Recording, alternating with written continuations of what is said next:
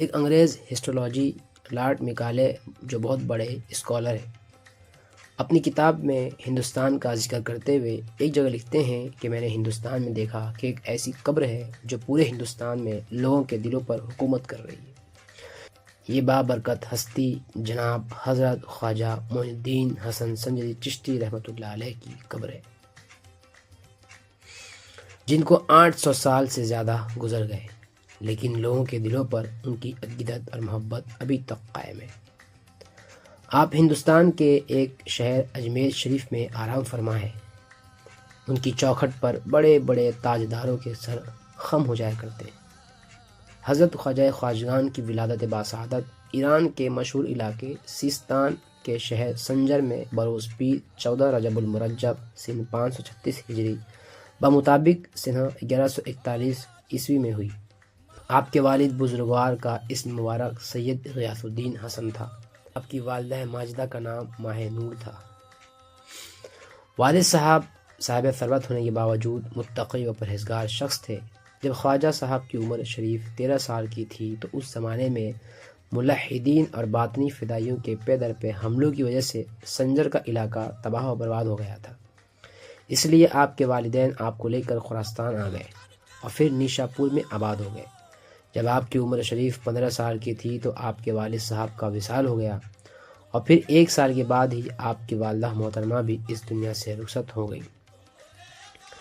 اتنی کم عمر میں آپ یتیم ہو گئے۔ ناز و نعم میں پلنے کے باوجود آپ محنت سے نہیں گھبراتے تھے۔ آپ نے سخت محنت و مشقت شروع کر دی۔ آپ کو ورثے میں ایک باغ ملا تھا، اسی میں آپ رہتے تھے اور اس کی دیکھ بھال اور آبیاری میں مشغول رہتے تھے۔ یہی آپ کی روزی کا ذریعہ تھا۔ ایک دن کا واقعہ ہے کہ آپ باغ میں کام میں مصروف تھے۔ ایک مجذوب درویش حضرت ابراہیم قندوزی رحمۃ اللہ علیہ آپ کے باغ میں تشریف لائے۔ یہ بہت دور دراز سے آئے تھے، تھکے ماندے نظر آتے تھے۔ حضرت خواجہ غریب نواز نے ان کو بہت ادب و تعظیم کے ساتھ بٹھایا، پھر باغ کے بیلوں سے انگور کے خوشے توڑ کر کھانے کے لیے ان کی خدمت میں پیش کیے۔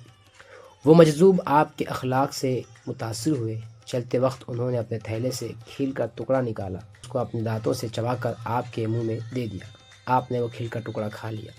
کھل کھاتے ہی آپ کے دل کی دنیا میں ایک انقلاب برپا ہو گیا اور آپ نے علم دین کے حصول کا عزم کر لیا۔ حضرت ابراہیم قندوزی رحمۃ اللہ علیہ نے آپ کے دل میں شمع معرفت روشن کر دی اور روحانیت کے بلندیوں کا جلوہ بھی کرا دیا، اور تاکید کی کہ اے بیٹا، معرفت اور روحانیت کی وادی میں قدم رکھنے سے پہلے علم شریعت سے آراستہ و پیراستہ ہونا ضروری ہے۔ کھل کھانے کے بعد آپ نے اپنے اندر ایک نئی تبدیلی محسوس کی۔ دل دنیا کی محبت سے خالی ہو گیا۔ آپ نے باغ اور پنچکی فروخت کر دی اور سارا پیسہ فقیروں اور غریبوں اور بیواؤں کو تقسیم کر دیا اور تلاش حق میں سفر اختیار کیا۔ پھر خراسان کی طرف روانہ ہوئے۔ وہاں آپ نے قرآن شریف حفظ کیا۔ سنجر کے ایک مدرسے میں تفسیر اور حدیث کی تعلیم پائی۔ مولانا شیخ حسام الدین بخاری رحمۃ اللہ علیہ اور مولانا شرف الدین رحمۃ اللہ علیہ سے علوم دینی اور علوم عقلی کے سند حاصل کی۔ اس کے بعد آپ سمرقند و بخارا سے ہوتے ہوئے عراق تشریف لے گئے۔ وہاں سن 550 ہجری میں بغداد میں حضرت غوث الاعظم نے آپ کو دیکھا تو فرمایا کہ یہ مرد مجاہد زمانے بھر کے بزرگوں کا روحانی پیشوا ہوگا اور بہت سے لوگ اس کے ذریعے سے منزل مقصود تک پہنچیں گے۔ گفتگو کے دوران حضرت خواجہ صاحب نے ہندوستان کے سفر کا ارادہ ظاہر کیا۔ یہ سن کر حضرت غوث اعظم رحمۃ اللہ علیہ نے فرمایا، معین الدین، ہند کی سرحد پر اللہ کا ایک شیر بیٹھا ہے، اس سے ڈرنا۔ حضرت کا اشارہ حضرت علی حجویری داتا گنج بخش کی طرف تھا۔ آپ حرمین شریفین کے سفر پر روانہ ہوئے اور وہاں سے شہر ہارون پہنچے۔ یہاں پر سلسلہ چشتیہ کے بہت بڑے بزرگ حضرت خواجہ عثمان ہارونی رحمۃ اللہ علیہ رشد و ہدایت دے رہے تھے۔ آپ ان کے دست حق پر بیعت ہو گئے اور 2.5 سال تک اپنے پیر و مرشد کی خدمت میں حاضر رہے۔ ایک دن آپ کے پیر و مرشد نے حکم دیا، معین الدین، وضو کر کے 2 رکعت ادا کرو۔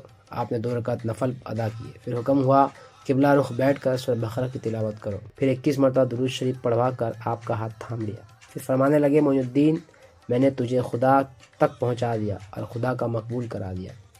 اس کے بعد کینچی سے آپ کے کچھ بال تراش دیے اور کلاه چہاڑ ترکی سر پر رکھی۔ پھر گریم عطا فرمائی اور فرمایا، ایک دن مجاہدہ کرو اور 1000 بار سورہ اخلاص پڑھو۔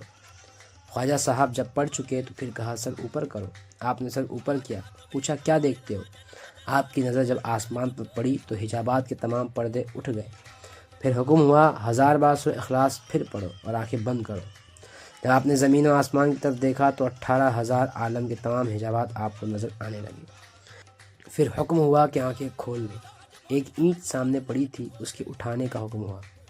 جب آپ نے ہاتھ لگایا تو وہ سونے کی بن گئی۔ آپ کے پیر و مرشد نے حکم دیا اب اسے غریبوں اور فقراء میں تقسیم کر دو۔ آپ نے بحکم شیخ ایسا ہی کیا اور 20 سال تک اپنے مرشد کے ساتھ مختلف ممالک کی سیاحت کی۔ آپ اپنے پیر و مرشد کے ساتھ مکہ معظمہ تشریف لائے۔ خانہ کعبہ میں آپ کے پیر و مرشد نے آپ کے لیے دعا کی۔ عالم غیب سے آواز آئی ہم نے معین الدین کو قبول کیا۔ اس کے بعد مدینہ شریف روضہ رسول پر تشریف لے گئے۔ آپ کے مرشد نے فرمایا معین الدین سلام کرو۔ آپ نے عرض کیا الصلاۃ والسلام علیک یا رسول اللہ۔ روضے سے جواب ملا وعلیکم السلام یا قطب المشائخ۔ یہ سن کر آپ کے پیر و مرشد نے فرمایا معین الدین اب تو درجہ کمال کو پہنچ گیا۔ پھر وہاں سے آپ اپنے مرشد کے ساتھ بخارا اور بدخشاں، سیستان، دمشق اور سنجد پہنچے۔ اس موقع پر حضرت غوث اعظم نے چشت کے ان بزرگوں کی خاطر مدارت میں محفل سیما کا انعقاد کیا۔ آپ کے پیر مرشد نے وہاں چلہ کیا۔ اس دوران آپ حضرت غوث اعظم کی صحبت سے مستفیض ہوئے۔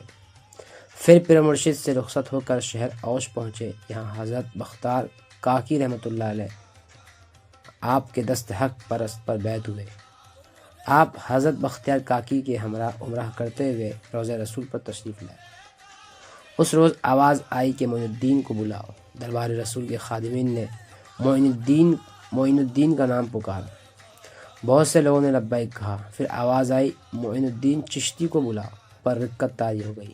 پھر روضے کے اندر سے آواز آئی اے قطب المشائخ اندر آ جاؤ۔ پھر حضور اکرم صلی اللہ علیہ وسلم نے فرمایا اے معین الدین تم ہمارے دین کے معین ہو، یعنی مددگار ہو۔ ہم نے تم کو ہند کی ولایت عطا کی، تم ہند جاؤ۔ وہاں اجمیر شریف کے مقام پر ہمارا ایک فرزند جو جہاد کی نیت سے گیا تھا وہ شہید ہو گیا ہے، تم وہاں جاؤ اور اسلام کو سربلند کرو۔ حضور نبی کریم صلی اللہ علیہ وآلہ وسلم نے ایک انار خواجہ صاحب کو دیا اور فرمایا کہ یہ جنت کا انار ہے، اس انار سے دیکھو تم کو کہاں جانا ہے۔ خواجہ غریب نواز نے انار کو دیکھا تو مشرق سے مغرب تک صاف نظر چشت سے ہوتے ہوئے ملتان پہنچے۔ چشت میں چشتیہ کے امام حضرت ابو اسحاق شامی چشتی کے مزار شریف پر حاضری دے دی۔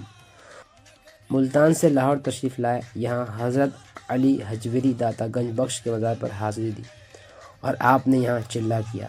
چلہ کشی کے دوران حضرت داتا گنج بخش سے عالم رؤیا میں ملاقات ہوئی۔ داتا صاحب نے فیوز و برکات سے آپ کو مالا مال کر دیا۔ آپ نے اظہار عقیدت میں یہ شعر کہا گنج بخش فیض عالم مظہر نور خدا، ناقصارا پیر کامل کاملہ را رہنما۔